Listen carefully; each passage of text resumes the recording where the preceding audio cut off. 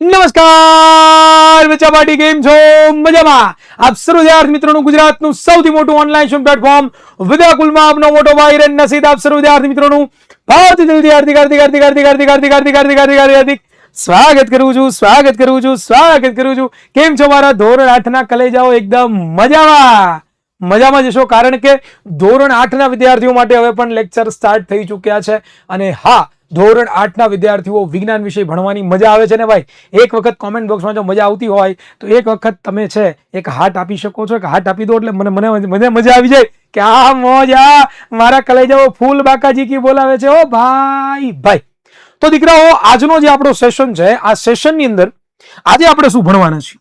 તો કે પહેલા તો ચેપ્ટરનું નામ, 5મું ચેપ્ટર આપણે ભણી રહ્યા છીએ, વનસ્પતિઓ અને પ્રાણીઓનું સંરક્ષણ. બરોબર ને? કે ભાઈ કઈ રીતે આપણે વનસ્પતિઓને બચાવી શકીએ, કેવી રીતે આપણે પ્રાણીઓને બચાવી શકીએ, એના માટે આપણે શું કરી શકીએ, સરકાર શું કરી રહી છે, કઈ રીતે આપણે આગળ વધીએ એની ચર્ચા કરી છે. અને એમાં આજના દીકરાઓ, આજના લેક્ચરમાં આપણે ભણવાના છીએ. તમારી પાઠ્યપુસ્તક સાથે રાખજો, કારણ કે પાઠ્યપુસ્તકની અંદર જે ટોપિક તમને આપ્યો છે 5.9 રેડ ડેટા બુક, અને બીજો એક ટોપિક આપણે આજના લેક્ચરમાં ભણવાના છીએ 5.10 સ્થળાંતર. આ બે ટોપિકને આપણે એકદમ સરસ રીતે, એકદમ જબરદસ્ત રીતે, એકદમ જોરદાર રીતે આપણે સમજવાના છીએ. તો ખાસ દરેક વિદ્યાર્થીઓને નમ્ર વિનંતી છે કે જો તમે નોટ અને પેન અને સાથે ગોલી બેટા તમને લાગે છે તો ટેક્સ્ટ બુક સાથે રાખો, કારણ કે ટેક્સ્ટ બુક સાથે રાખ્યો હશે ને તો ખબર પડશે કે આપણે શું ભણી રહ્યા છીએ, શું કરી રહ્યા છીએ. તમારા જે પણ શબ્દો છે બધા ટેક્સ્ટ બુકના જ શબ્દો છે. હું મારું ઘરનું કાંઈ લાવતો જ નથી, બરોબર? એટલે ટેક્સ્ટ બુક સાથે છે, તમને ખબર પડશે. ઓકે, ચાલો આવી રીતે આમ ભણીએ છીએ, આવી રીતે આમ કરીએ છીએ, ઓકે આ ટોપિક આવી રીતે છે, તો તમને વધારે મજા આવશે. Okay, clear? અને બીજું, જો આ ચેનલ ઉપર નવા છો તો ચેનલને સબસ્ક્રાઇબ કરી દો, વિડીયોને લાઈક કરી દો, અને આ વિડીયોને તમારા મિત્રો સુધી જો તમે શેર નથી કર્યો તો દરેક વિદ્યાર્થી મિત્રો ફટાફટ આ વિડીયોને શેર કરી દે, પછી આ લેક્ચર જોવાની શરૂઆત કરજો. પણ બીજી પણ એક વસ્તુ કે આ લેક્ચર તો જોવાનો જ છે, પણ આ લેક્ચર જોતા પહેલા તમારે ગયા લેક્ચરમાં તમે શું શીખ્યા તમને યાદ છે? ગયા લેક્ચરમાં તમે શું શીખ્યા તમને ખબર છે? જો તમને ન ખબર હોય તો મારી નમ્ર વિનંતી છે તમને લોકોને કે આ બંને ટોપિક છે એ તમે લોકો જોઈ લેજો. નીચે ડિસ્ક્રિપ્શનમાં લિંક આપી છે. મેં ગયા લેક્ચરમાં બે ટોપિક ભણાવ્યા હતા. એક ભણાવ્યું હતું વન્ય જીવ અભયારણ્ય, અને બીજું ભણાવ્યું હતું બેટા રાષ્ટ્રીય ઉદ્યાન. આ બે ટોપિક તમે નથી જોયા તો નીચે ડિસ્ક્રિપ્શનમાં લિંક આપી છે, તમે ત્યાં જઈને જોઈ શકો છો. આવો શરૂઆત કરીએ આપણા આજના ટોપિકથી. 5.9 ટોપિક છે જેનું નામ છે રેડ. ઓહો, એકા हो गया, कोई बात नहीं, चलो नोट सिलेक्ट कर लेते हैं. रेड, ओहो ये फिर से क्या हो गया, क्या हो रहा है बे, ये क्या हो रहा है बे? ચાલો, શું છે? Red data book. તો ચાલો આજના ક્લાસમાં આપણે રેડ ડેટા બુક વિશે ચર્ચા કરીએ. દીકરાઓ, રેડ ડેટા બુક સમજવા માટે પ્રોફેસર અહેમદ હતા, યાદ કરો. આમાં નકરી વાર્તા ટાઈપ આખો પાઠ છે. કેવો પાઠ છે? વાર્તા ટાઈપ છે. પેલી બુઝો ને સ્વાધ્યાય પ્રોફેસર અહેમદ ને આ બધા લોકો ક્યાં જાય છે? માધવજી ને આ બધા લોકો છે ક્યાં છે? જંગલમાં છે અત્યારે, અને જંગલમાં બેઠા બેઠા સમજાવે છે પ્રોફેસર અહેમદ. જો સમજો શું કહે છે પ્રોફેસર અહેમદ. પ્રોફેસર અહેમદ બાળકોને રેડ ડેટા બુક વિશે સમજાવે છે. તે જણાવે છે કે રેડ ડેટા બુક એક એવું પુસ્તક છે કે જેમાં બધા નાશપ્રાય પ્રાણીઓ અને વનસ્પતિઓનો રેકોર્ડ રાખવામાં આવે છે. જો બેટા, આ એક બુક છે, આ એક રેડ ડેટા બુક એક બુક છે. આ બુકની અંદર શું મૂકવામાં આવે ખબર? તો કે જે નાશપ્રાય પ્રાણી છે. હવે નાશપ્રિય પ્રાણી એટલે શું? તો કે આપણે ગયા લેક્ચરમાં ભણ્યા હતા, તમને ખબર હોય તો. કોને કહેવાય નાશપ્રિય પ્રાણી? કે જેનો નાશ થવા જઈ રહ્યો છે, જેની સંખ્યા છે એ ખૂબ જ ઓછી થઈ ગઈ છે. બરોબર ને? આપણે જે ડિસાઈડ કરી છે જે સંખ્યા, એ સંખ્યા કરતા સંખ્યા કેવી થઈ ગઈ છે બેટા? તો કે ઓછી થઈ ગઈ છે. અને આને આપણે શું કહીએ છીએ? તો કે બેટા નાશપ્રાય પ્રાણીઓ અથવા તો નાશપ્રાય વનસ્પતિઓ. એની આખી માહિતી કેમાં લખવામાં આવે? તો કે આ રેડ ડેટા બુકની અંદર લખવામાં આવે, કે જેમાં લુપ્ત થતા પ્રાણીઓ છે, લુપ્ત થવાના જે પ્રાણીઓ છે, બરોબર ને, જેને નાશપ્રાય પ્રાણીઓ કહે છે, એનો સમાવેશ થાય છે. આગળ વાત કરીએ. એક સંસ્થા દ્વારા આંતરરાષ્ટ્રીય સ્તરે રેડ ડેટા બુક જાળવવામાં આવે છે. જો ભાઈ, આ બુકને કોણ મેન્ટેન કરે, કોણ આ બુકને જાળવે?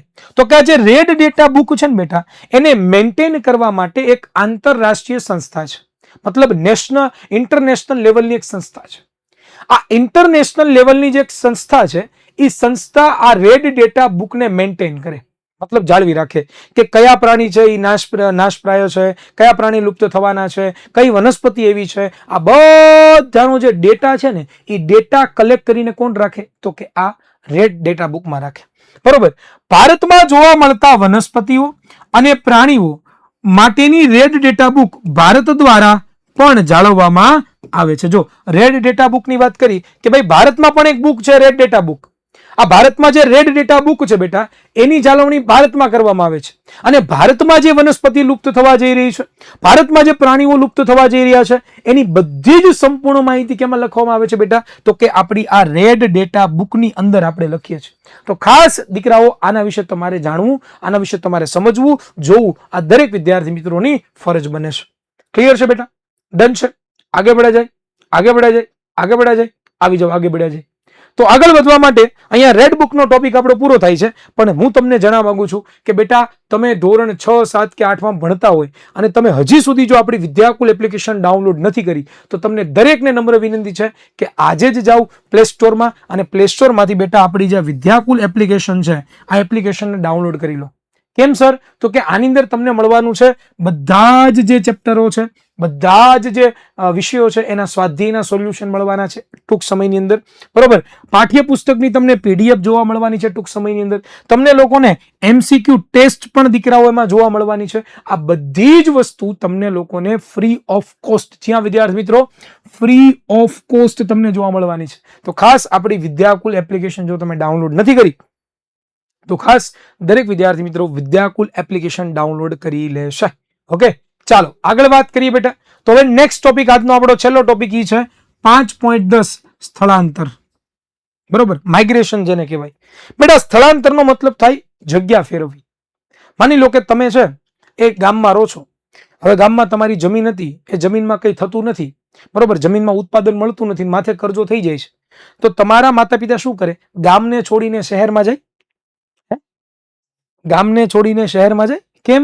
તો કે ગામને છોડીને શહેરમાં જશે તો એને નોકરી ધંધો કરશું, ત્યાં કમાશું અને જે માથે લેણું થઈ ગયું એ પણ દૂર થશે, ખેતીવાડીનો કોઈ ભરોસો નથી. હા કે ને?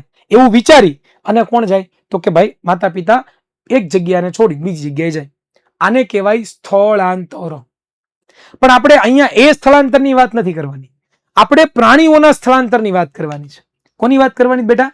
આપણે પ્રાણીઓના સ્થળાંતરની વાત કરવાની છે. તો આવો આપણે પ્રાણીઓના સ્થળાંતર વિશેની વાત કરીએ. તો દીકરાઓ સર્વપ્રથમ પહેલો મુદ્દો કે ભાઈ માધવજીના માર્ગદર્શન હેઠળ ભ્રમણ કરતું જૂથ ગાઢ જંગલમાં પ્રવેશ્યું. ભાઈ જ્યાં માધવજી હતા એની સાથે જે કોણ તો કે ભાઈ આ બધા પહેલી બુઝોન એના ફ્રેન્ડ ને બધા હતા, એ બધા ક્યાં પહોંચ્યા બેટા? તો કે જંગલમાં પ્રવેશી ગયા, ગાઢ જંગલમાં પ્રવેશી ગયા. બરોબર. તેઓ તવા સરોવર નજીક થોડો સમય આરામ કરવા માટે બેઠા. આ પોતે ક્યાં બેઠા હતા? તો કે સરોવર હતું, એનું નામ શું છે બેટા? તો કે તવા સરોવર છે. શું નામ છે બેટા એનું? તવા સરોવર છે. આ તવા સરોવરની અંદર ક્યાં બેઠા બેટા? તો કે રિલેક્સેશન કરવા માટે બેઠા, આરામ કરવા માટે બેઠા, રિલેક્સ થવા માટે બેઠા. કેમ સર રિલેક્સ થવા માટે બેઠા? એની પાછળનું કારણ છે કે થાકી ગયા હતા. ભાઈ કેટલું બધું ફેર્યા, વન્યજીવ અભયારણ્ય જોયું, જીવાવરણ આરક્ષિત ક્ષેત્ર જોયું, રાષ્ટ્રીય ઉદ્યાન જોયું, બધું જોઈને બધી માહિતી તો થાકી ગયા હતા. તો ઘડીક વાર સરોવરના કિનારે એકદમ હે ને મસ્ત ઝીંગાલાલા હું તમે ચિત્રમ જોઈ રહ્યા છો, આવી રીતે બેઠા. બરોબર. પહેલી એ નદીની નજીક કેટલાક પક્ષીઓ જોયા. જે પહેલી છે આ પહેલી, એને નદીની નજીક શું જોયા બેટા? તો કે કેટલાક શું જોયા? તો કે આવા પક્ષીઓ જોયા. બરોબર. માધવજી જણાવે છે કે તે સ્થળાંતર કરનારા પક્ષીઓ છે. મતલબ આ પક્ષીઓ અહીંયાના નથી, એ બીજે ક્યાંકથી અહીંયા આવેલા છે. બરોબર ને? પોતાની જગ્યા છોડીને આવેલા છે. બરોબર. અને આ પક્ષીઓ દુનિયાના અન્ય વિસ્તારમાંથી ઉડીને અહીં આવ્યા છે. જો આ બધા જે પક્ષી દેખાય ને, આ બધા પક્ષી અન્ય જગ્યાએથી ઉડીને ક્યાં આવ્યા છે બેટા? તો કે અહીંયા આવ્યા છે. કેમ સર અહીંયા આવ્યા છે? તો કે અહીંયા કંઈક પ્રોબ્લેમ હશે તો જ અહીંયા આવ્યો, એમ તો કોઈ આવે નહીં. કંઈક તો લોચો હોય જ, કંઈક તો પ્રોબ્લેમ હોય જ તો જ આવતો, બાકી તો આવવાના છે નહીં. તો હવે પ્રશ્ન થાય કે સર આ શું પ્રોબ્લેમ હશે ત્યાં? તો દીકરાઓ એની આપણે ચર્ચા કરીએ. તો વાતાવરણીય બદલાવના કારણે, મતલબ વાતાવરણનું બદલાવ થઈ જાય, વાતાવરણ ચેન્જ થઈ જાય, એને વાતાવરણીય બદલાવ કહેવાય. એના કારણે સ્થળાંતર કરનારા પક્ષીઓ, મતલબ પ્રવાસી યાયાવર પક્ષીઓ પ્રત્યેક વર્ષે દૂર દૂરના વિસ્તારમાંથી એક ચોક્કસ સમયે ઉડીને આવે છે. જો ભાઈ વાતાવરણમાં ફેરફાર થતો, મતલબ કે ભાઈ એ પેલા જે જગ્યાએ રહી છે ત્યાં શું થાય છે? તો કે બહુ જ ઠંડો પ્રદેશ છે, જેના કારણે પોતે શું કરે તો કે ઉડીને છે એ પોતે છે એ એવા સુરક્ષિત ક્ષેત્રમાં આવે કે જ્યાં એને યોગ્ય જેવું જોતું છે એવું યોગ્ય તાપમાન મળે. બરોબર, આને આપણે પ્રવાસી પક્ષી અથવા તો યાયાવર પક્ષી કહીએ છીએ. તે અહીં ઈંડા મૂકવા માટે આવે છે, કારણ કે અતિશય ઠંડી હોવાને લીધે તેમના મૂળ નિવાસ સ્થાન તે સમયે રહેવા માટે યોગ્ય હોતા નથી. એ શું કામ આવે છે બેટા? તો કે એટલા માટે આવે છે કે જે એકદમ ઠંડીવાળા વિસ્તારમાં પોતે રહેતા હોય ત્યાં ઈંડા મૂકે તો એનો સારો વિકાસ ન થાય, એનો પોતાનો સારો વિકાસ ન થાય. તો એનો જો યોગ્ય રીતે પોતાનો એકદમ સારો વિકાસ કરવો હોય તો એ સારો વિકાસ કરવા માટે એ શું કરે બેટા તો કે ઠંડા પ્રદેશમાંથી ગતિ કરીને એવા વિસ્તારમાં આવે કે જ્યાં એને યોગ્ય રીતે વાતાવરણ મળે. યોગ્ય વાતાવરણ મળે તો યોગ્ય રીતે પોતે શું કરી શકે બેટા તો કે રહી શકે. આગળ વાત કરીએ તો એવા પક્ષીઓ કે જે ઉડીને દૂરના અંતરથી લાંબી યાત્રા કરે છે તેને સ્થળાંતરિત પક્ષીઓ અથવા તો પ્રવાસી પક્ષી કહેવામાં આવે છે. જો પ્રવાસી પક્ષી કોને કહેવાય? એક ગુણ માટે તમને સવાલ પૂછાઈ શકે, પ્રવાસી પક્ષી એટલે શું? તો કે એવા પ્રાણીઓ કે જે લાંબી યાત્રા કરે છે અને પોતે એક જગ્યાએથી બીજી જગ્યાએ ઉડીને જાય છે, આને શું કહેવાય? પ્રવાસી પક્ષીઓ કહેવામાં આવે છે. ચાલો, ક્લિયર છે દરેક વિદ્યાર્થી મિત્રોને? તો બસ અહીંયા આપણો આ ટોપિક પણ પૂરો થાય છે. બહુ નાનો ટોપિક હતો એટલે નાના વિડીયોમાં પતી ગયો, 11 મિનિટમાં આપણે પૂરું કરી નાખ્યું. બરોબર, તો ખાસ દીકરાઓ આપણે આ ચેનલને સબસ્ક્રાઇબ કરવાનું ભૂલતા નહીં. અને હા, બેસ્ટ ચેનલ છે ધોરણ 6, 7 અને 8ના વિદ્યાર્થીઓ માટે. ચેનલને સબસ્ક્રાઇબ કરવાનું ભૂલતા નહીં, વિડીયોને લાઈક કરવાનું ભૂલતા નહીં. અને આ વિડીયો જો તમારા મિત્રો સુધી હજી સુધી શેર નથી કર્યો તો શેર કરવાનું ભૂલતા નહીં. આ વિડીયો તમને કેવો લાગ્યો એ નીચે કોમેન્ટ બોક્સમાં જણાવવાનું પણ ભૂલતા નહીં. મળીશું બેટા નવા લેક્ચરમાં, ત્યાં સુધી રજા આપશો. જય હિન્દ, જય ભારત, ભારત માતા કી જય. આવજો.